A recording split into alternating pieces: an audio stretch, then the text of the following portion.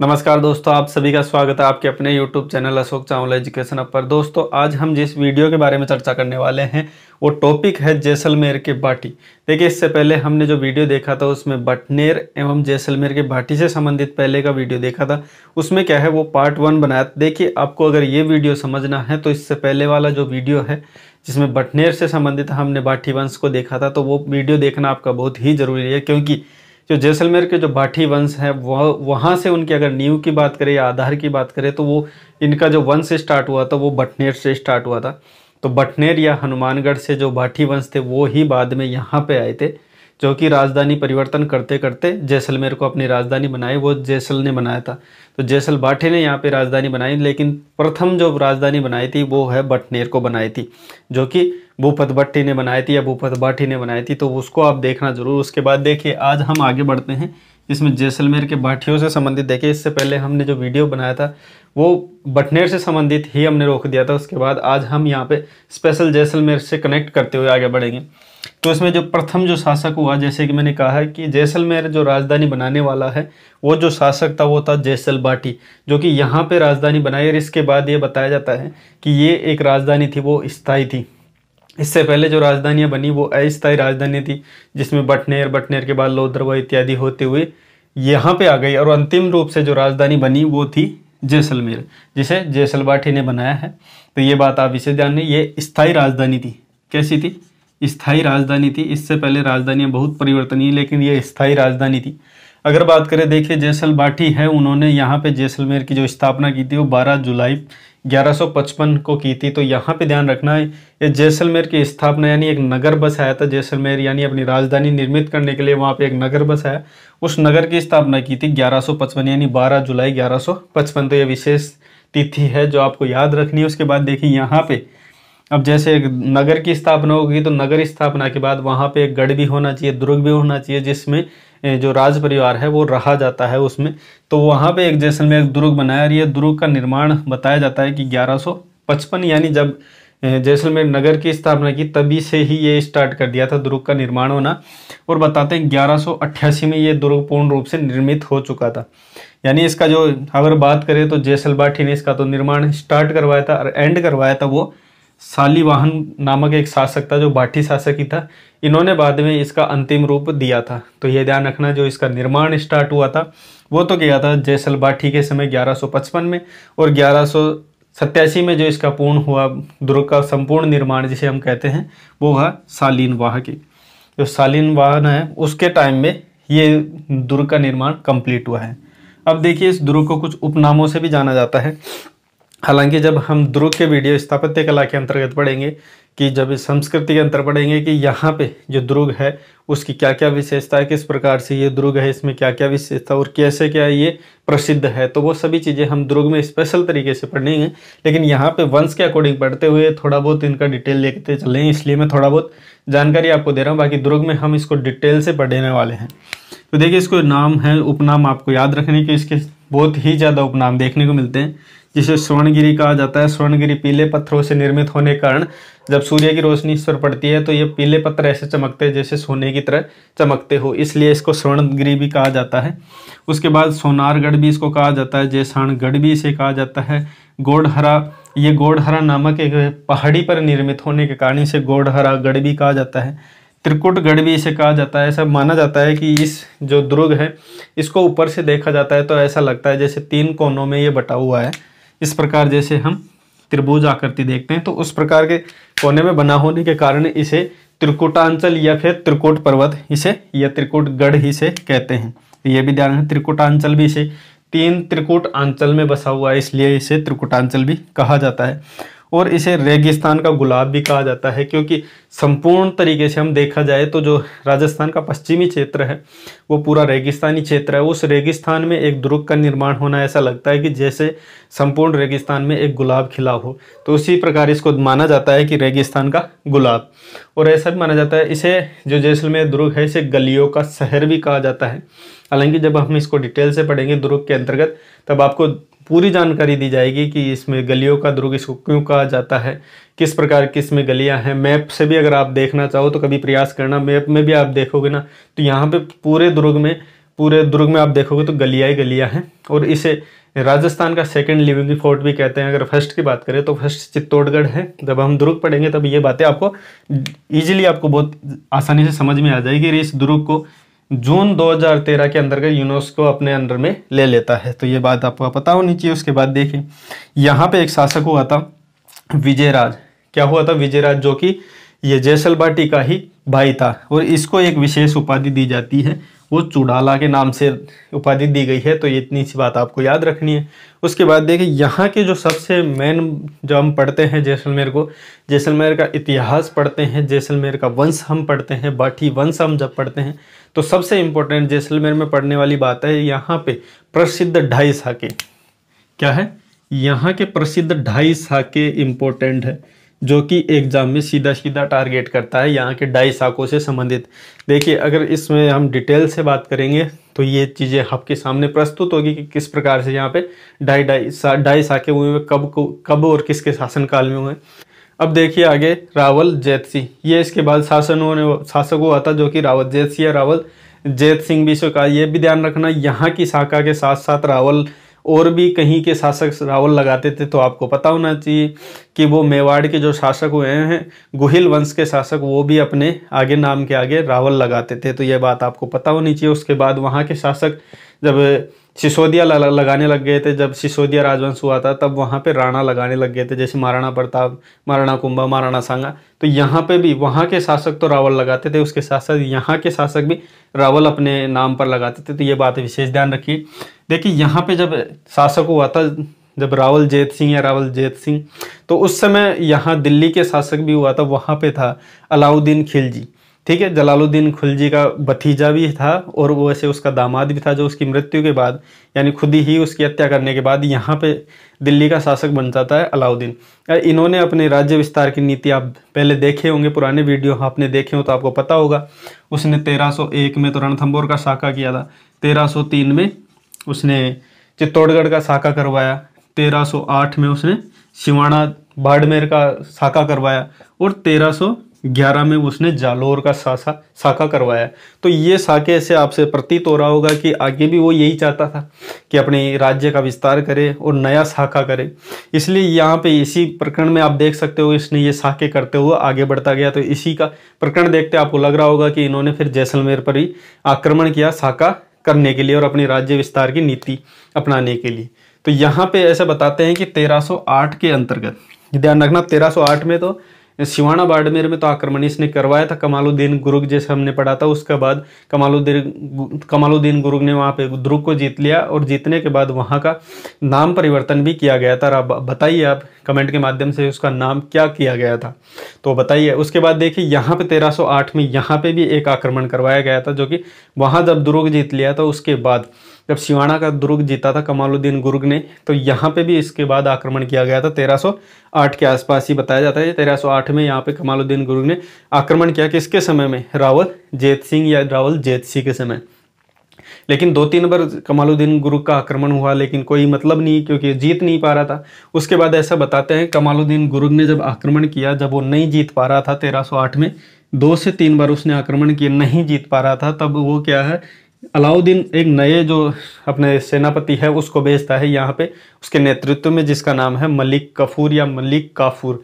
ये दोनों नाम आपको देखने को मिल सकते हैं।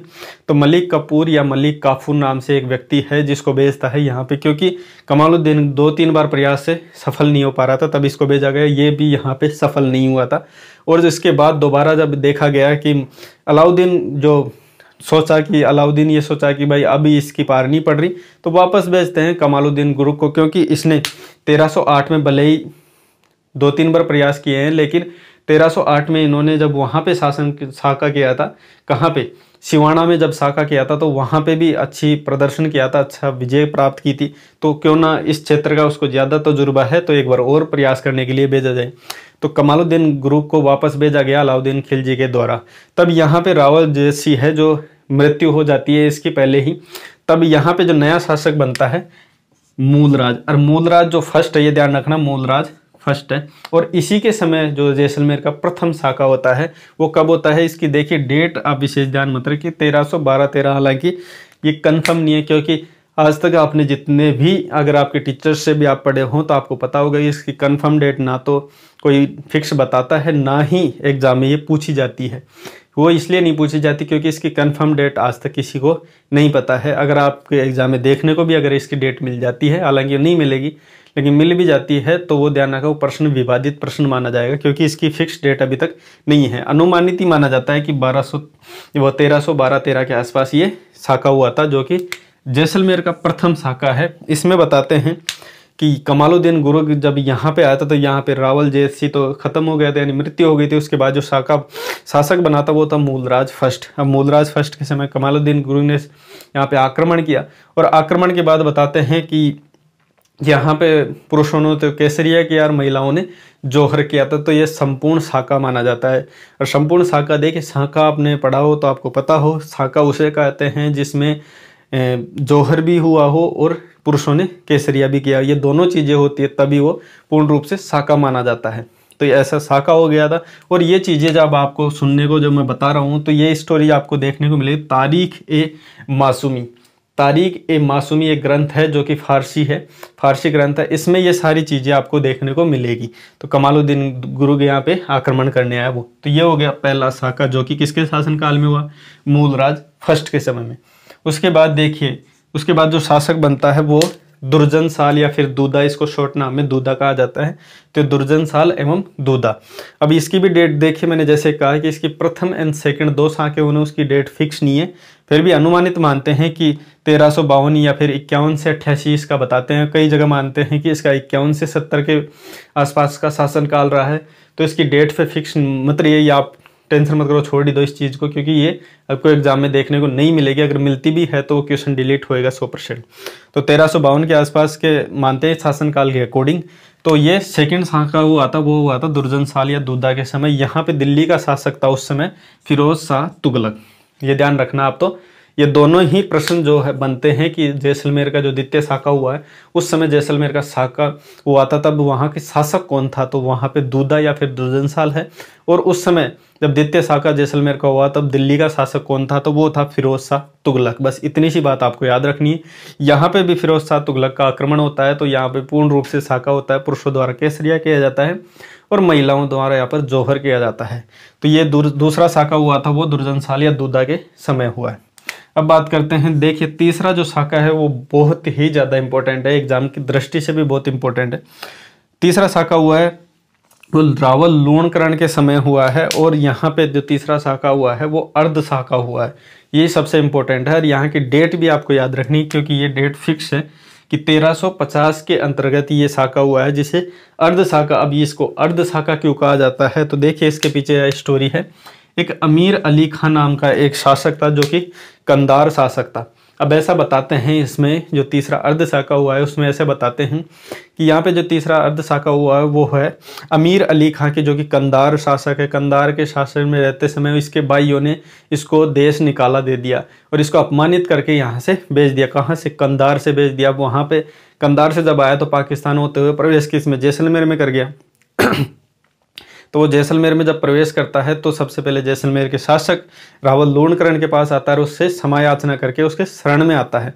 अब भारतीय परंपरा एवं संस्कृति के अनुसार, जैसे कि हमने रणथंबोर में भी पढ़ा था कि उसमें उस रणथंबोर का शासक भी जो मोहम्मद शाह है उसको शरण देता है और शरण की वजह से वो अपना सब कुछ लुटा देता है। जिसमें हमने पढ़े थे हमीर देव के बारे में। तो हमीर देव में हमने पढ़ा था वो अपनी हमीर हट के चंद्रशेखर की कृति है हमीर हट, उसमें भी हमने देखा था कि हमीर अपनी भारतीय संस्कृति के अकॉर्डिंग उसको क्या रख लेता है, अपने शरण में आए हुए की रक्षा करता है और इसी की वजह से अपना संपूर्ण राज्य, संपूर्ण जनता और अपना संपूर्ण राजपाट के साथ साथ अपने जीवन को भी न्योछावर कर देता है उस शरणागत आए हुए की वजह से।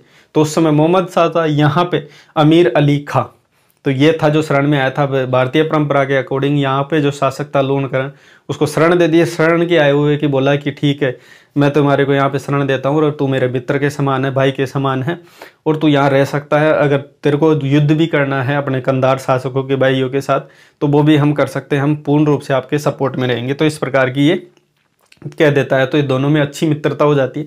लगभग सारे काम ये ऐसे युद्ध करना होता है, कहीं खेल होता है, उसमें हम चौसा का खेल खेला जाता था, वो सभी साथ में खेलते थे, चाहे वो अपने भ्रमण करने जाते हो, शिकार करने जाते हो, सभी साथ में करते थे। तो ये बहुत ही अच्छे मित्र हो गए थे। उसके बाद ऐसा बताते हैं जब ये यहाँ पे अमीर अली खां ये कहता है, किसी लूणकरण से कहता है कि देखिए हम तो मिल लिए, लेकिन हमारे शासनकाल में हमारी जो शाखा के लोग हैं, हमारी जो महिलाएं हैं, वो भी अगर आपसे शासन से मिलना चाहे, आपके स्त्रियों से मिलना चाहे, तो वो किस प्रकार कैसे क्या मिल के, हमने तो मिल लिया है, बहुत अच्छे से मिला, हमारी मित्रता भी अच्छी हो गई है, और हमारी जो रानियां हैं वो भी मिलना चाहती है आपकी रानियों से। तो इस प्रकार से ऐसे बताते हैं। तब ये रानियों के ऐसे बोलते हैं कि जब रावल लूणकरण किसी युद्ध में जाने के तैयारी में होता है, तो युद्ध में जाने के लिए बोलता है कि उसके बाद ये कहता है कि देखिए इस समय जब हम तो चले जाएंगे, यहाँ पे केवल हमारी रानियां ही रहेगी, उस समय आप अपने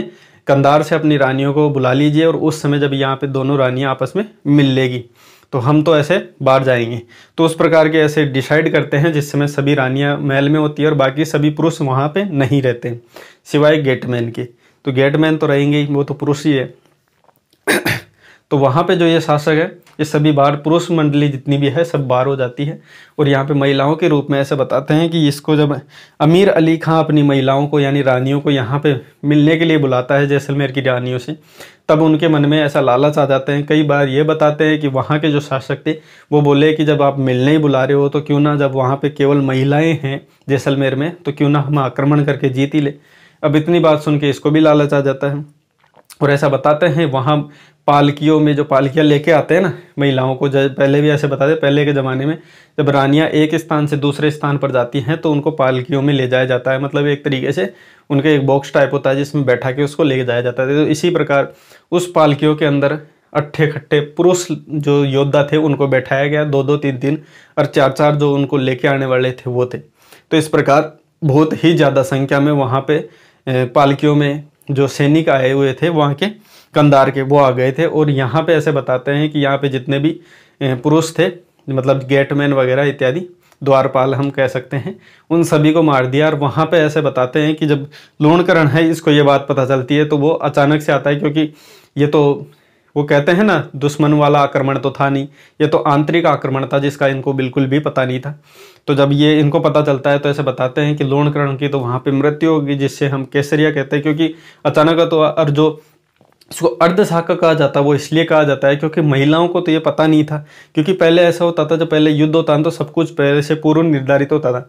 जब सेना हारने को आती है, राजा मर जाता है, ऐसी स्थिति होती है, तब क्या है कि वहाँ पे अग्नि प्रज्वलित की जाती थी और उसमें हवन, पूर्ण तरीके से हवन किया जाता था। उसमें फिर अग्नि, महिलाएं संपूर्ण वस्त्र पहनती है, अपने 16 श्रृंगार करती है, उसके बाद उस जौहर में कूदती है, उस अग्नि में कूदती है। तो ऐसा बताते हैं। तो इस समय तो कोई ऐसी तैयारी नहीं थी, कोई युद्ध का माहौल ही नहीं था, तो अचानक हुआ था, आंतरिक युद्ध था। तो इसके बाद ऐसे बताते हैं कि ये समय मिला ही नहीं कि अग्नि प्रज्वलित की जाए, जो स्त्रियां हैं वो उस अग्नि में कूदे। तो यहाँ पे लूणकरण की मृत्यु हो जाती है, और इसका पुत्र होता है मालदेव। ठीक है, मालदेव जो लूणकरण का पुत्र होता है, इसको ये सारी पता चल जाती है, और अपनी सेना लेके ये अमीर अली खां के उनके सैनिकों और इनको सभी को समाप्त कर देता है। और जो महिलाएं हैं वो बच जाती है जौहर से, पुरुष तो केसरिया कर लेते हैं। और बाद में ऐसा बताते हैं कि यहाँ पे जो जैसलमेर की जो तीसरा युद्ध हुआ था, तीसरा आक्रमण हुआ था, उसमें विजय होती है वो जैसलमेर की होती है, क्योंकि अंतिम रूप से मालदेव ने अपनी सेना लाकर अमीर अली खां को मार दिया था, इसकी सेना को भी समाप्त कर दिया था, और महिलाओं का जौहर है यहाँ पे बच जाता है। तो आपने देखा यहाँ पे महिलाओं किस प्रकार बचती है, क्योंकि यहाँ पे बाद में मालदेव आ जाता है और इसको बचा लेता है। तो इस वजह से ये अर्धशाखा माना जाता है, क्योंकि यहाँ पे केसरिया हुआ, महिलाएं जौहर नहीं कर पाई थी। उसके बाद ऐसा बताते हैं कि रावल हर्राज नामक एक शासक हुआ है बाद में, जो कि 1570 में मुगल अधीनता स्वीकार कर लेता है। अब आपको पता होगी 1570 में अकबर की तरफ से नागौर दरबार लगाया गया था।